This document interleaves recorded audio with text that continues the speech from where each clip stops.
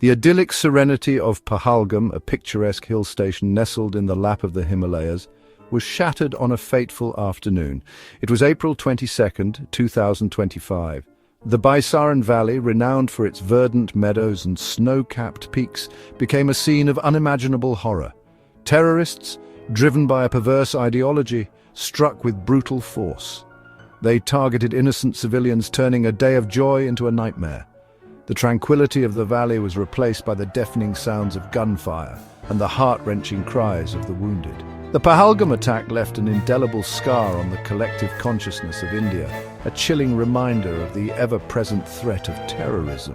It underscored the vulnerability of innocent lives in the face of senseless violence. The nation mourned the loss of its citizens, united in grief and outrage. The attack sent shockwaves far beyond the borders of India. The world watched in horror, condemning the barbarity of the act. It raised urgent questions about the need for international cooperation to combat the scourge of terrorism. The perpetrators of the Pahalgam attack were identified as members of the Resistance Front, or TRF. This Pakistan-based terrorist organization has long been involved in spreading terror and violence in the Kashmir Valley. The group, known for its brutal tactics and blatant disregard for human life, claimed responsibility for the attack. The attack was meticulously planned and executed. Intelligence reports suggest that the terrorists infiltrated Indian territory from across the line of control several days prior. They established a base in the dense forests surrounding Pahalgam, using the rugged terrain to their advantage.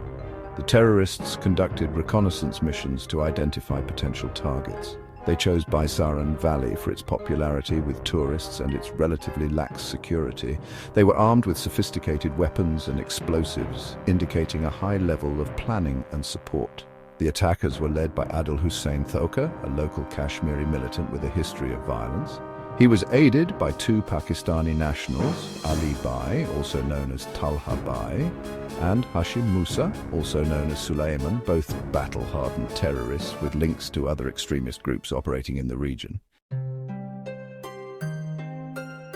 The victims of the Pahalgam attack were a microcosm of India's diverse society. They came from different walks of life, united in their love for the beauty of the Himalayas. Among them were families on vacation, young couples seeking adventure, and elderly pilgrims on a spiritual journey. The attack began in the early afternoon as tourists thronged the valley.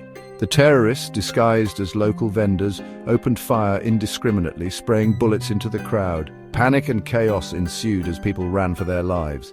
The terrorists targeted Hindus specifically, demanding to know people's religion before gunning them down.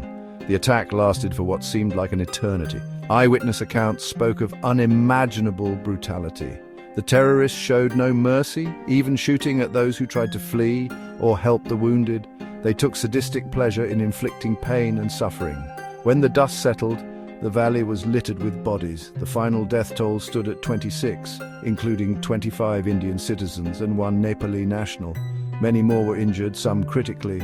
The attack left an enduring legacy of pain and trauma. Section 4, India Strikes Back. Operation Sindoor and its aftermath.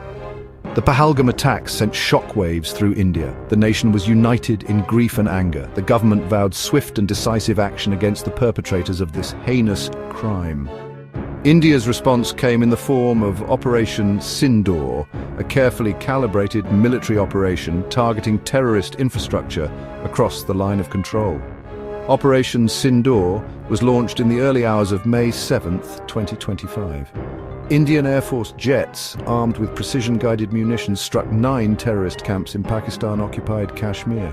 The targets included training facilities, ammunition dumps, and communication centers belonging to groups like Jaish-e-Mohammed and Lashkar-e-Taiba. The operation was carried out with clinical precision.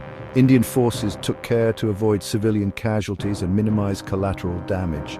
The strikes were intended to send a clear message to Pakistan that India would not tolerate the use of its territory for cross-border terrorism. The aftermath of Operation Sindoor was marked by heightened tensions between India and Pakistan. Pakistan condemned the strikes as an act of aggression and vowed to retaliate. The international community appealed for restraint, urging both sides to de-escalate the situation. Section 5. A nation in mourning. The impact on India. The Pahalgam attack cast a pall of gloom over India. The nation was united in grief and anger.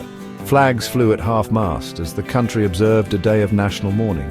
People from all walks of life poured out onto the streets, holding candlelight vigils and expressing solidarity with the victims' families. The attack had a profound impact on the national psyche. It shattered the sense of security that many Indians had come to take for granted. It also exposed the vulnerability of popular tourist destinations to terrorist attacks. The economic impact of the attack was immediate and severe. Pahalgam, once a thriving tourist hub, was deserted. Hotels and restaurants stood empty. Local businesses, dependent on tourism, faced ruin. The attack dealt a major blow to the economy of the region. However, amidst the grief and despair, there was also a steely resolve. Indians refused to be cowed down by terror. They vowed to fight back and protect their way of life. The attack strengthened the national resolve to combat terrorism in all its forms.